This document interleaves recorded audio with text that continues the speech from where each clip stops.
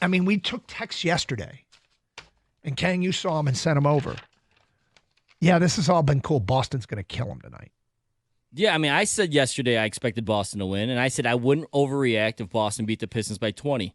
But I will overreact if the Pistons beat Boston by 20. We're going to the playoffs, baby. We're going to win a series. Doug, you mentioned the Lions grabbed national headlines in the 2024 season. Yeah. The Pistons are doing it right now. Yep. The Tigers did as well in the 2024 season. 3 of our local teams this season have grabbed national headlines. Wow. Like the attention of like other sports. Like Field Yates tweeting about Field them. Yates. Who's ESPN? Field Yates. Field effing Yates, who's a football writer for ESPN. Who should be concentrating on the combine, took time out of his day to go, by the way, the Pistons. Right? Exactly. All right, so here's our question for you. What do you like most about this team? What do you like most about this team? Where when you watch them, is there something specific you're watching for? So you can say to your boys, see that right there. Is there anything about, like, what is it about this team that you like the most?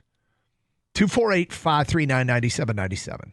For me, it's just how they're growing together, and they're getting better and better, and the younger players are becoming better players. And now as a team, what you're seeing is the growth as a team. It's no longer, okay, we just got to worry about Cade Cunningham and that's it. Somebody else might flare up here in once in a while. No, now it's, yeah, Cade Cunningham's going to get you for 25 a night, and he's going to dish out 9 or 10 assists, so he's going to account for 40 points or whatever. You got to look out for Malik Beasley hitting the outside shot. Okay, try to stop that. Fair enough. Now they've developed Jalen Duren inside. Now he's become an inside force.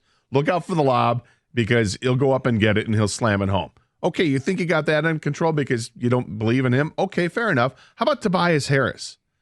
Tobias Harris stepping back, knocking down three-point shots, backing down his defender and taking turnaround jumpers and fadeaway jumpers and knocking those down. This is, dare I say, kind of a complete team. They're not complete, but they're getting, like, that percentage is creeping up closer and closer to the top there with how complete they are. I really like what they have. And then they bring guys off the bench that are competent players off the bench. Isaiah Stewart does his job defensively, and I think he was plus 19 last night. This is a team that's worth watching, and you've got the youngest talent like the Asar Thompsons and Ron Hollands of the world that just bring energy. Yeah, I just love how young they are.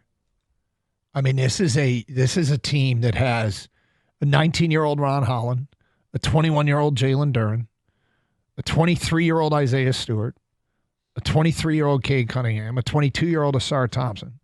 Like this is a young basketball team. They're the 4th youngest in the league. Interestingly, the youngest team in the league is one of the better teams in the league in Oklahoma City.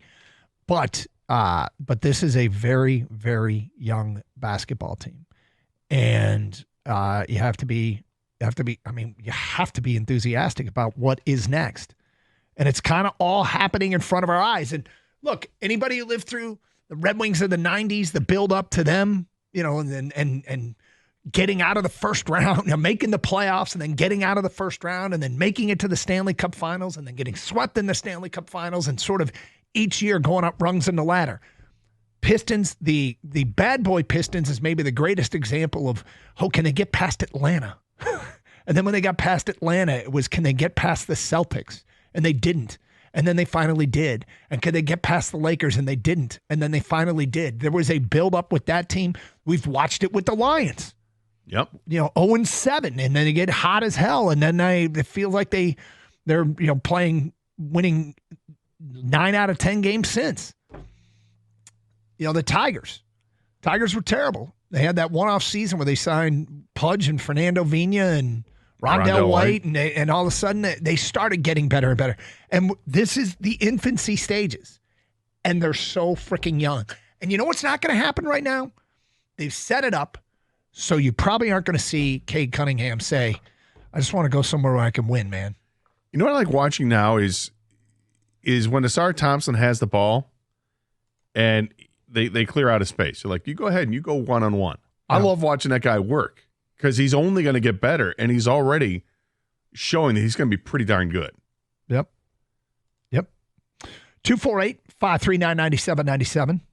My favorite thing about this team right now is just I spoke about how the going to work Pistons did it and how the bad boy Pistons did it, and they did it by kind of crashing the party and doing it their own way.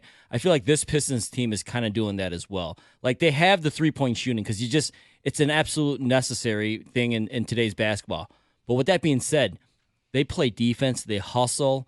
I don't think teams play defense the way they play defense. They score points in the paint where everyone's like, don't go in the paint. You only can shoot 3-pointers, right? No. The Pistons last night dominated the paint. Hey, guess what? 2 points are pretty good, too, when they're high percentage. When Jalen Duren's dunking the ball or Asar's taking it to the hole or Sasser or Cade's ethical scoring, that's another thing that's very refreshing that they're doing that other teams don't do. So I like that. My favorite thing is they're crashing the party again with their own style. 248-539-9797. That's a great one. Let's go to Mark. You're on 97. We'll take it. Hi, Mark. Good morning, gentlemen. So great to hear Pistons talk on the radio. My favorite thing about the team, and you guys were touching on it earlier, is when you have your best player in Cade Cunningham diving on the floor to make a play, that sets the tone for the rest of the team. And you don't see that in the NBA much anymore. All of our successful championship teams in Detroit played unrelenting defense, and you saw a glimpse of that last night, especially with Asar Thompson. 4 steals in an NBA game against a championship caliber team is very impressive. So I'm just loving this team, you guys, especially the fast break. They're exciting to watch, and this turnaround has been astonishing. You sold him short, by the way, Mark. It was 5 steals last night. Oh, 5 steals. Yeah. Even better. And you guys, I don't think he's even played a full NBA season yet with the injuries. So we're just scratching the surface.